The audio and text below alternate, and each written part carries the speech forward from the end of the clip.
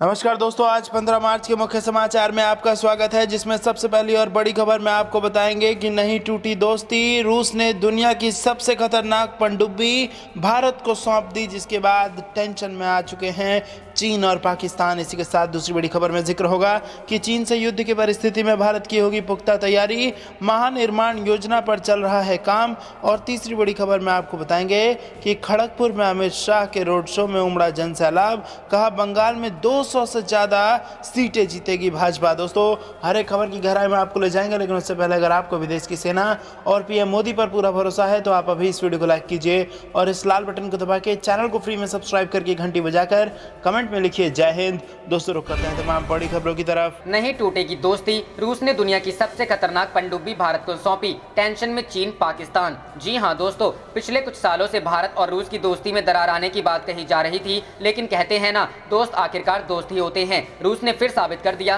कि वो भारत का सच्चा दोस्त है। रूस ने दुनिया की सबसे खतरनाक पनडुब्बी भारत के हाथों में सौंप दी है। दुनिया की सबसे खतरनाक पनडुब्बी अकुला 1 का करार हो चुका है। रूस ने भारत के साथ पनडुब्बी का करार उस वक्त किया है जब चीन के साथ भारत का तनाव चल रहा है और पाकिस्तान के साथ तो पक्की दुश्मनी ही है। भारत और रूस के बीच 11 मार्च को $3 अरब का परमाणु पनडुब्बी अकुला 1 का करार 10 सालों के लिए फाइनल किया गया है। भारत और रूस के बीच करीब 2 सालों की लंबी बातचीत और मोल भाव के बाद ये सौदा तय किया गया है। तय एग्रीमेंट के मुताबिक रूस अकुला 1 क्लास पनडुब्बी, जिसे भारत में चक्र 3 के नाम से जाना जाता है, इंडियन नेवी को 2025 में सौंपेगा। भारत और रूस के बीच तीसरा न्यूक्लियर अटैक पनडुब्बी का करार किया गया है। इसे भारत 10 सालों के लिए रूस से लीज पर लेगा। इंडियन नेवी के एक सीनियर अधिकारी के मुताबिक एग्रीमेंट के मुताबिक 10 सालों तक पनडुब्बी चक्र 3 की रखरखाव रूस करेगा। साथ ही उसमें भारतीय कम्युनिकेशन और सेंसर सिस्टम भी लगाया जाएगा। इसके साथ भी पनडुब्बी में लगने वाले पार्ट्स भी रूस ही लगाएगा। रुख करते हैं अगली खबर की तरफ। चीन से युद्ध की परिस्थिति में भारत की होगी पुख्ता तैयारी, महानिर्माण योजना पर चल रहा है काम। जी हां दोस्तों, बंगाल से उत्तराखंड तक ग्रीन कॉरिडोर का निर्माण शुरू हो गया है। सेना की क्विक कॉम्बिंग और मूवमेंट को देखते हुए गृह मंत्रालय ने ये निर्णय और काम युद्ध स्तर पर शुरू किया है। बिहार और उत्तर प्रदेश की सीमा से होते हुए उत्तराखंड तक पहुंचने वाली इस सड़क में मंडल के सिद्धार्थनगर, महाराजगंज, बलरामपुर, श्रावस्ती, बहराइच, लखीमपुर खीरी और पीलीभीत जिले शामिल किए गए हैं। परियोजना की लागत 1621 करोड़ है। इंडो नेपाल बॉर्डर कॉरिडोर परियोजना की लागत 1621 करोड़ है, जिसमें 112 छोटे और 35 बड़े पुल भी बनाए जाने हैं। गोरखपुर और बस्ती मंडल में 13 ब्रिज बनेंगे, जिनसे सिद्धार्थनगर के 3 पुलों पर कार्य शुरू करने की तैयारी अंतिम चरण में पहुंच गई है। इसका मकसद है कि विषम परिस्थितियों में सेना की अनुमति पर ही इस रूट पर अन्य आवागमन संभव हो सकेगा। देश की सीमा सुरक्षा को लेकर तंत्र सक्रिय हो गया है। प्रधानमंत्री ने इसके लिए तमाम निर्देश दे रखे हैं। गृह मंत्रालय भी उनके सुर में सुर मिला रहा है। हाई सेंसिटिविटी इंडो चाइना और इंडो नेपाल से सटे सीमाई इलाकों के क्षेत्र पर क्विक कॉम्बिंग हो सके और सेना की क्विक मूवमेंट बनी रहे, इसे लेकर बंगाल से लेकर उत्तराखंड, बिहार और उत्तर प्रदेश की सीमा से सटे चीन और नेपाल सीमा पर 640 किलोमीटर लंबी सड़क बनाने का निर्णय गृह मंत्रालय ने लिया है। पूरी परियोजना पर जहां 1621 करोड़ रुपए सुरक्षा की दृष्टि से खर्च होगा, तो वहीं इस परियोजना पर सेना के लिए यातायात को सुगम बनाने के लिए 112 छोटे 35 बड़े पुलों के निर्माण का लक्ष्य भी रखा गया है। गोरखपुर और बस्ती मंडल के कुछ जिले भी इस परियोजना में शामिल हैं। चीन पर है फोकस। लंबे समय से भारत, चीन और नेपाल सीमा पर सेना की गतिविधियां न सिर्फ सक्रिय हुई हैं, बल्कि जांबाज जवानों की बहादुरी से देश की सीमाएं पूरी तरह से विषम स्थितियों से भी सुरक्षित रही हैं। सीमा की सुरक्षा और चौकस हो, इसे लेकर केंद्र सरकार ने अपनी प्रतिबद्धता को जाहिर किया है। आयुक्त अनिल सागर ने बताया कि महानिर्माण योजना के तहत देश की सबसे महत्वाकांक्षी बॉर्डर सड़क परियोजना शुरू किए जाने की कवायद को अमली जामा पहनाने की तैयारी शुरू कर दी गई। परियोजना का निर्माण करवा रही एजेंसी सेतु निगम के प्रोजेक्ट मैनेजर ने बताया कि चीन से युद्ध की स्थिति से निपटने के लिए इस कॉरिडोर का निर्माण। रुख करते हैं अगली खबर की तरफ। Amit Shah road show. खड़गपुर में अमित शाह के रोड शो में उमड़ा जनसैलाब, कहा बंगाल में 200 से अधिक सीटें जीतेगी भाजपा। जी हां दोस्तों,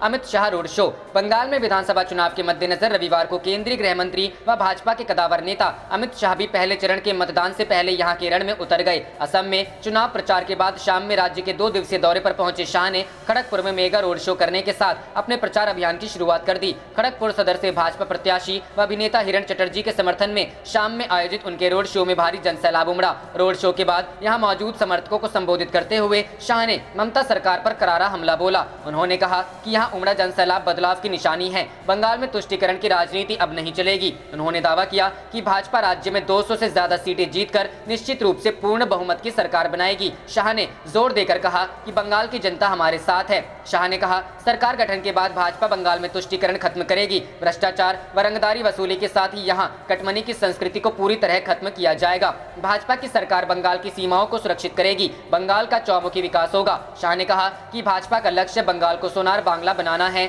और इसी लक्ष्य के साथ पार्टी आगे बढ़ रही है। रोड शो के दौरान शाह के साथ प्रदेश भाजपा अध्यक्ष दिलीप घोष, राष्ट्रीय महासचिव कैलाश विजयवर्गीय समेत कई बड़े नेता मौजूद रहे। खुली हुड वाली जीप में बैठकर शाह आगे आगे चल रहे थे, जबकि पीछे हजारों की भीड़ थी। वहीं रोड शो के दौरान जब शाह ने ममता बनर्जी द्वारा खुद पर हुए हमले के दावे के बारे में सवाल पूछा गया, तब उन्होंने कहा कि वह इस बारे में ज्यादा कुछ नहीं बोलना चाहते, केवल यही दुआ करते हैं कि जल्द से जल्द ठीक हो जाएं और चुनाव प्रचार में लग जाएं। मिनी इंडिया के नाम से मशहूर रेल नगरी खड़गपुर में लगभग हर प्रांत व भाषा के लोग रहते हैं, जिनमें अधिकतर मतदाता हिंदी व तेलुगु भाषी हैं। लोकसभा चुनाव में यहाँ भाजपा की शानदार प्रदर्शन रहा है। यहाँ से न केवल भाजपा की उम्मीदवार की जीत हुई है, बल्कि हर एक विधानसभा क्षेत्र में भाजपा को बढ़त भी मिली थी। शाह ने यहीं से अपने प्रचार अभियान की शुरुआत कर उन्हें साधने की कोशिश की। रुख करते हैं अगली खबर की तरफ। पठानकोट में उड़ता दिखा पाकिस्तानी ड्रोन बीएसएफ की फायरिंग के बाद वापस लौटा। जी हां दोस्तों, पंजाब के पठानकोट में एक पाकिस्तानी ड्रोन रविवार को भारतीय क्षेत्र में घुसा, लेकिन जब सीमा सुरक्षा बल के जवानों ने उसे देखा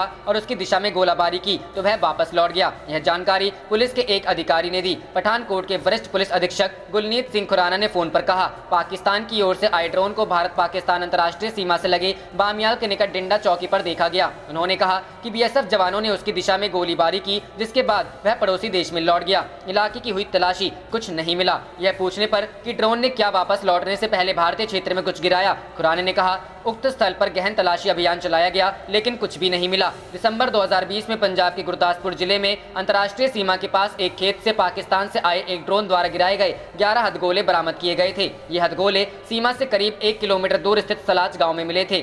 पुलिस ने तब कहा था कि हथगोले लकड़ी के एक फ्रेम में से जुड़े हुए थे, जिसे ड्रोन से नायलॉन की रस्सी से जमीन पर उतारा गया था। पाकिस्तान से ड्रोन के जरिए हथियार गिराने की पहली घटना सितंबर 2019 में पंजाब में सामने आई थी, जब पुलिस ने तरना तारण जिले में AK-47 राइफल, मैगजीन और गोलियां, हथगोले, नकली मुद्रा और अन्य सामान बरामद किए गए थे। रुख करते हैं अगली खबर की तरफ। असम में राजनाथ सिंह का चुनावी आगाज, आतंकवाद और उग्रवाद पर कही बड़ी बात। जी हां दोस्तों, रक्षा मंत्री राजनाथ सिंह ने रविवार को कहा कि असम में आतंकवाद एवं उग्रवाद कम हुआ है, जिससे सरकार की विकास गतिविधियों को गति मिली है। यहां एक चुनाव रैली को संबोधित कर रहे राजनाथ सिंह ने कहा कि असम में शांति लौटी है और राज्य में गत 5 साल के भाजपा शासन के दौरान दर्जनों उग्रवादी संगठनों ने हथियार डाले हैं। उन्होंने कहा, जब मुझसे विश्वनाथ आने को कहा गया तो वर्ष 2014 में हुई आदिवासियों के नरसंहार की घटना मेरे दिमाग में आई, लेकिन अब हालात सुधर गए हैं। इलाके में शांति बहाल होने से बेहतर और कोई खबर नहीं हो सकती। आदिवासियों की हत्या की घटना के समय गृह मंत्री रहे राजनाथ सिंह ने कहा कि प्रधानमंत्री नरेंद्र मोदी ने वर्ष 2014 में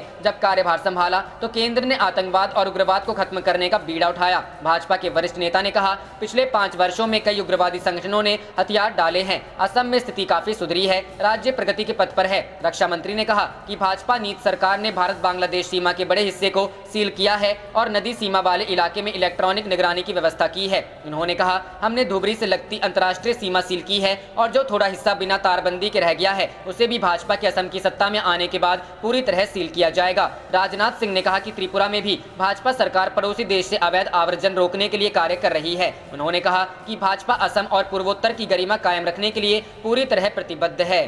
करते हैं अगली खबर की तरफ। पूरे महाराष्ट्र में सख्त लॉकडाउन लगाने की चेतावनी, देश के 4 जिलों में लॉकडाउन, 9 शहरों में नाइट कर्फ्यू। जी हां दोस्तों, महाराष्ट्र में एक बार फिर से कोरोना वायरस संक्रमण के मामले तेजी से बढ़ने लगे हैं। इससे देश में एक बार फिर से कोरोना संकट गहराता जा रहा है। महाराष्ट्र में बीते एक दिन में करीब 16,000 नए कोरोना मामले सामने आए, जिससे देश में हालात बिगड़ते नजर आ रहे हैं। इस बीच महाराष्ट्र में उद्धव ठाकरे सरकार ने पूरे महाराष्ट्र में सख्त लॉकडाउन को लेकर आखिरी चेतावनी दी है। सरकार ने चेतावनी भरे लहजे में कहा है कि राज्य सरकार को लॉकडाउन जैसे कठोर उपायों को लागू करने के लिए मजबूर नहीं करें। कोरोना वायरस संक्रमण के बढ़ते मामलों के कारण महाराष्ट्र के नागपुर, अकोला, परभनी और औरंगाबाद समेत कई इलाकों में लॉकडाउन लागू है। अगर कोरोना के मामले ऐसे ही बढ़ते रहे और लापरवाहियां सामने आती रहीं तो उद्धव सरकार महाराष्ट्र के अन्य जगहों पर भी लॉकडाउन का ऐलान कर सकती है। यह लॉकडाउन सोमवार 15 मार्च को सुबह 8 बजे तक जारी रहेगा। महाराष्ट्र के परभनी जिले में शुक्रवार रात 12 बजे से 15 मार्च सुबह 6 बजे तक लॉकडाउन लगाने का फैसला किया गया। वहीं पुणे में रात 11 बजे से सुबह 6 बजे तक नाइट कर्फ्यू लागू कर दिया गया है।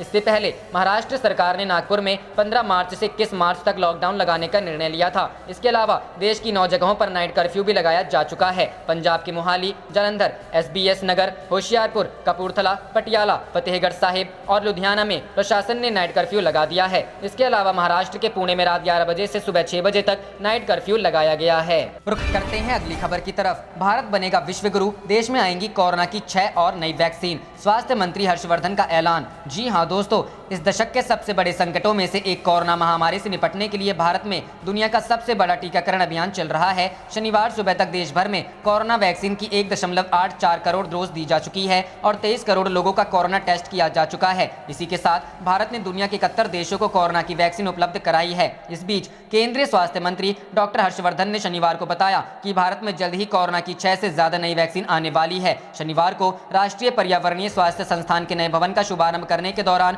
डॉक्टर हर्षवर्धन ने कहा कि कोरोना से निपटने के लिए भारत में अभी 2 स्वदेशी वैक्सीन का इस्तेमाल शुरू हो गया है। अब 6 और वैक्सीन जल्द ही आएंगी। इसी के साथ उन्होंने बताया कि देश में टीकाकरण कार्यक्रम भी तेजी से चल रहा है। स्वास्थ्य मंत्रालय की तरफ से जारी नए आंकड़ों के मुताबिक शनिवार को शाम 7 बजे तक 2.91 करोड़ लोगों को कोरोना की वैक्सीन लगाई जा चुकी है। कई और देश कर रहे भारत की वैक्सीन की मांग। उन्होंने कहा शनिवार 13 मार्च को 20 लाख लोगों को टीका लगाया गया। इसी के साथ कोरोना संक्रमण को खत्म करने के लिए भारत केवल अपनी ही नहीं बल्कि पूरी दुनिया की मदद कर रहा है। भारत ने दुनिया के 71 देशों को कोरोना वैक्सीन उपलब्ध कराई है। कनाडा, ब्राजील और अन्य विकसित देश बड़े उत्साह के साथ भारतीय वैक्सीन का इस्तेमाल कर रहे हैं। इसी के साथ कई और देश भी भारत की वैक्सीन की मांग कर रहे हैं और अब आधा दर्जन से ज्यादा नए टीके जल्द ही आने वाले हैं। रुख करते हैं अगली खबर की तरफ। असेंबली इलेक्शन 2021, अमित शाह का आज से असम और पश्चिम बंगाल का दौरा, राजनाथ की भी रैलियां, ममता करेंगी रोड शो। जी हां दोस्तों, विधानसभा चुनाव के मद्देनजर सियासी दलों के बड़े नेता प्रचार में जुट गए हैं। आज गृह मंत्री अमित शाह आज से असम और पश्चिम बंगाल के 2 दिवसीय दौरे पर रहेंगे। वहीं राजनाथ सिंह भी असम में 3 रैलियों को संबोधित करेंगे। उधर मुख्यमंत्री ममता बनर्जी आज दोपहर को रोड शो करेंगी। ममता व्हील चेयर पर ही रोड शो करेंगी। अमित शाह की जनसभाएं। अमित शाह इस दौरान जनसभाओं और अन्य राजनीतिक कार्यक्रमों में भाग लेंगे। भाजपा के अनुसार शाह असम के मागरेटा और नाजिरा में जनसभाओं को संबोधित करेंगे। उसके बाद वे पश्चिम बंगाल रवाना हो जाएंगे, जहां शाम को वे खड़गपुर में आयोजित होने वाले रोड शो में भाग लेंगे। केंद्रीय मंत्री सोमवार को पश्चिम बंगाल के झारग्राम और रानीबंगा में जनसभाओं को संबोधित करेंगे और उसके बाद गुवाहाटी के टाउन हॉल में आयोजित कार्यक्रम में शिरकत करेंगे। पार्टी के वरिष्ठ नेताओं के अनुसार शाह और भाजपा के राष्ट्रीय अध्यक्ष JP नड्डा इस दौरान बंगाल में पिछले कुछ वर्षों में राजनीतिक हिंसा के शिकार हुए 129 पार्टी कार्यकर्ताओं के परिजनों से भी मिलेंगे। राजनाथ जाएंगे असम। वहीं भारतीय जनता पार्टी के लिए असम में रक्षा मंत्री राजनाथ सिंह रविवार को चुनाव प्रचार शुरू करेंगे। वह बिश्वनाथ और गोलाघाट जिलों में 4 रैलियों को संबोधित करेंगे। सूत्रों ने यह जानकारी दी। सिंह की इनमें से 2 रैलियां गोहपुर में चाय बागानों में होगी। गोहपुर एक ऐतिहासिक स्थान है जो भारत छोड़ो आंदोलन से जुड़ा हुआ है। रक्षा मंत्री की एक रैली विश्वनाथ निर्वाचन क्षेत्र के तहत सद्रू टी स्टेट में और एक अन्य रैली देफलागुर टी स्टेट में संबोधित करेंगे। इस क्षेत्र से भाजपा उम्मीदवार प्रमोद बोरठाकुर चुनाव लड़ रहे हैं। राजनाथ सिंह की तीसरी रैली गोहपुर में भाजपा उम्मीदवार उत्पल बोरा के लिए होगी, जो असम प्रदेश कांग्रेस कमेटी के अध्यक्ष एवं राज्यसभा सदस्य रिपुन बोरा के खिलाफ चुनाव लड़ रहे हैं। रक्षा मंत्री गोलाघाट जिले के डेरगांव में एक रैली को संबोधित करेंगे, जहां वह असम में भाजपा के सहयोगी अगप उम्मीदवार भावेंद्र नाथ भराली के लिए प्रचार करेंगे। रुख करते हैं अगली खबर की तरफ। भारतीयों को मिलेगी बड़ी राहत, बाइडेन ने H-1B वीजा पर ट्रंप के फैसले पर की दोबारा विचार करने की बात। जी हां दोस्तों, अमेरिकी राष्ट्रपति जो बाइडेन प्रशासन को H-1B वीजा पर पूर्व राष्ट्रपति डोनाल्ड ट्रंप के फैसले पर की दोबारा विचार करने की बात कही है। बाइडेन प्रशासन ने शुक्रवार को कहा कि H-1B वीजा पर ट्रंप सरकार की ओर से लगाए गए 3 मेमोरेंडम के चलते उठाई गई आपत्तियों या प्रतिकूल फैसलों पर पुनर्विचार करने के लिए तैयार हैं। बता दें कि डोनाल्ड ट्रंप सरकार की ओर से लाए गए ये मेमो पहले ही रद्द कर दिए गए हैं, लेकिन अब उन्होंने इस पर विचार करने की बात कही है। बाइडेन प्रशासन के इस फैसले से बड़ी संख्या में भारतीय IT प्रोफेशनलों का राहत मिल सकती है। डोनाल्ड ट्रंप कार्यकाल में H-1B वीजा को लेकर बदले गए नियम कानूनों की वजह से भारतीय IT प्रोफेशनलों को काफी मुश्किलों का सामना करना पड़ा था। US citizenship and immigration services ने शुक्रवार को यह घोषणा की कि वह H-1B वीजा धारकों के लिए बदले गए नियमों पर विचार कर सकता है। इसके अलावा बाइडेन प्रशासन ने ट्रंप प्रशासन की विवादास्पद नियम में देरी के लिए भी शुक्रवार को औपचारिक अधिसूचना जारी कर दी थी। यह नियम H-1B वीजा वाले विदेशी कर्मचारियों के लिए अनिवार्य न्यूनतम वेतन में बढ़ोतरी से संबंधित है। भारतीय IT पेशेवरों में यह वीजा काफी लोकप्रिय है। रुख करते हैं अगली खबर की तरफ। एनआईए ने सचिन वाजे को किया गिरफ्तार, बीजेपी ने की नार्को टेस्ट की मांग, कहा सामने आए महाराष्ट्र सरकार का असली चेहरा। जी हां दोस्तों, उद्योगपति मुकेश अंबानी के दक्षिण मुंबई स्थित आवास के पास विस्फोटकों से लदी एक एसयूवी मिलने के मामले की जांच कर रही राष्ट्रीय जांच एजेंसी ने मुंबई पुलिस के अधिकारी सचिन वाजे को 12 घंटे से अधिक समय तक पूछताछ करने के बाद शनिवार रात गिरफ्तार कर लिया। वाजे दक्षिण मुंबई में कंबाला स्थित एजेंसी के दफ्तर में पूर्वाह करीब 11:30 बजे अपना बयान दर्ज कराने के लिए पहुंचे थे। वाजे की गिरफ्तारी के बाद भारतीय जनता पार्टी का बयान आया है। भाजपा ने सचिन वाजे की नार्को टेस्ट की मांग की है। भाजपा प्रवक्ता ने बयान जारी करते हुए कहा, आखिरकार सचिन वाजे को एनआईए ने गिरफ्तार कर ही लिया। क्या अब सचिन वाजे को बचाने वाली शिवसेना की सरकार देश से माफी मांगते हुए सचिन वाजे का नार्को टेस्ट करेगी? हमारी मांग है कि सचिन वाजे का नार्को टेस्ट किया जाए ताकि पता चले महाराष्ट्र सरकार उसे बचाना क्यों चाहती है। ऐसे किन नामों को महाराष्ट्र सरकार बचाना चाहती है? शिवसेना और महाराष्ट्र सरकार का असली चेहरा लोगों के सामने आए। करते हैं अगली खबर की तरफ।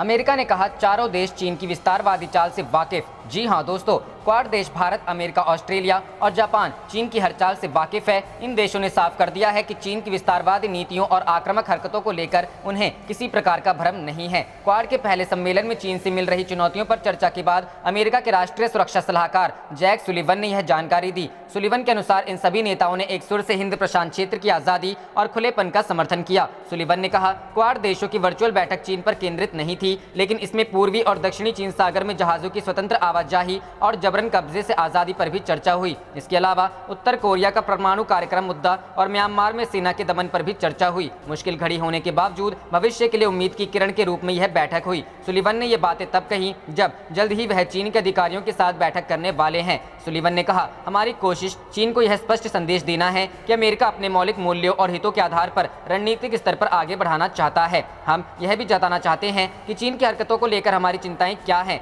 चाहे वह हांगकांग हो या शिनजियांग या ताइवान की खाड़ी के मसले हों। ऐसे ही कुछ और मुद्दे हैं जो हमने अपने क्वाड भागीदारों से सुने, जैसे कि ऑस्ट्रेलिया के पास चीन की आक्रामकता, जापान के पास सेनकाकु द्वीपों के आसपास उत्पीड़न, भारत के साथ सीमा पर आक्रामकता। गौरतलब है कि क्वाड की वर्चुअल बैठक के बाद अब इस साल के आखिर में अमेरिका, जापान, ऑस्ट्रेलिया और भारत के नेता फिर मिलेंगे। इस बार यह ऑनलाइन नहीं, आमने सामने होगी। जब ये नेता मिलेंगे उस वक्त 5G, आर्टिफिशियल इंटेलिजेंस और साइबर सूचना जैसी तकनीकों के लिए बने कार्यकारी समूहों के नतीजे दिखाई देने लगेंगे। रुख करते हैं अगली खबर की तरफ। पठानकोट में दिखा पाकिस्तानी ड्रोन, बीएसएफ ने की फायरिंग, सर्च अभियान भी चलाया। जी हां दोस्तों, पंजाब के पठानकोट में भारत पाक सीमा के नजदीक ड्रोन देखे जाने की खबर है। डिंडा पोस्ट पर पाकिस्तान की तरफ से यह ड्रोन गतिविधि की गई है। सीमा पर मुस्तैद जवानों ने जैसे ही पाकिस्तानी ड्रोन को देखा वैसे ही उस पर फायरिंग की है। हालांकि फायरिंग के बाद ड्रोन वापस पाकिस्तान लौट गया। बीएसएफ पूरे इलाके में सर्च अभियान चला रही है। बता दें कि भारत पाक सीमा से सटे बमियाल सेक्टर में शनिवार को पुलिस ने तलाशी अभियान चलाया।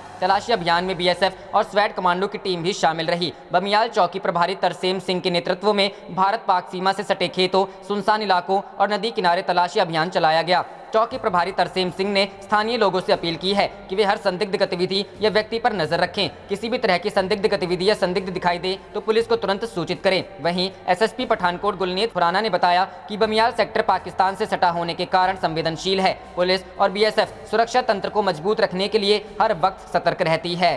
रुख करते हैं अगली खबर की तरफ। साउथ चाइना सी से लेकर हिंद महासागर तक चीनी सेना तैनात, जाने शी जिनपिंग का प्लान। जी हां दोस्तों, भारत, ताइवान, जापान और वियतनाम समेत पड़ोसी देशों से बढ़ते तनाव के बीच चीन साउथ चाइना सी से लेकर हिंद महासागर तक अपनी ताकत को बढ़ा रहा है। चीन ने ताइवान से लेकर भारत तक ऐसी जबरदस्त किलेबंदी की हुई है जिससे पार पाना आसान नहीं है। साउथ चाइना सी में चीन तेजी से अपनी सेना की उपस्थिति बढ़ा रहा है। वह कंबोडिया के रास्ते अंडमान निकोबार में स्थित भारत के सबसे बड़े नौसैनिक अड्डे पर दबाव बनाने की चाल भी चल रहा है। हिंद महासागर में पहले की तुलना में अब चीन की पनडुब्बियां ज्यादा संख्या में गश्त कर रही हैं। हिमालय के क्षेत्र में भी लद्दाख से लेकर अरुणाचल प्रदेश तक चीन कई सैन्य ठिकानों को तेजी से अपग्रेड कर रहा है। चीनी सेना के टॉप मिलिट्री जनरल जू किलियांग ने हाल ही में ऐलान किया है कि युद्ध के बढ़ते खतरों के बीच उनका देश अपनी सामरिक ताकत बढ़ाने में और खर्च करने जा रहा है। हालांकि सैटेलाइट तस्वीरों से तो यह पता चलता है कि चीन कई साल पहले से ही अपने सैन्य विस्तार अभियान को चला रहा है। जनरल जू किलियांग का स्थान चीनी सैन्य अधिकारियों की लिस्ट में राष्ट्रपति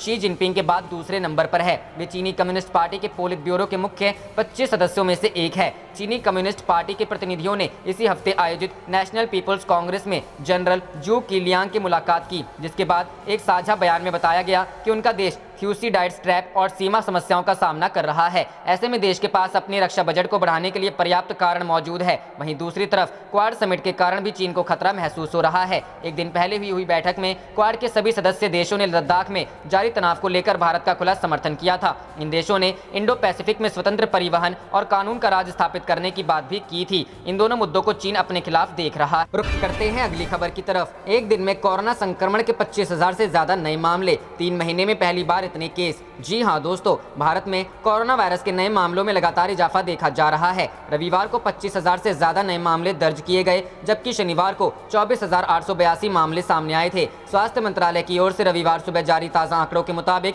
पिछले 24 घंटे में 25,320 नए कोविड-19 मामले सामने आने के बाद संक्रमितों की संख्या बढ़कर 1,13,59,048 हो गई। आप देख रहे थे आपका अपना चैनल जय हिंद जय भारत।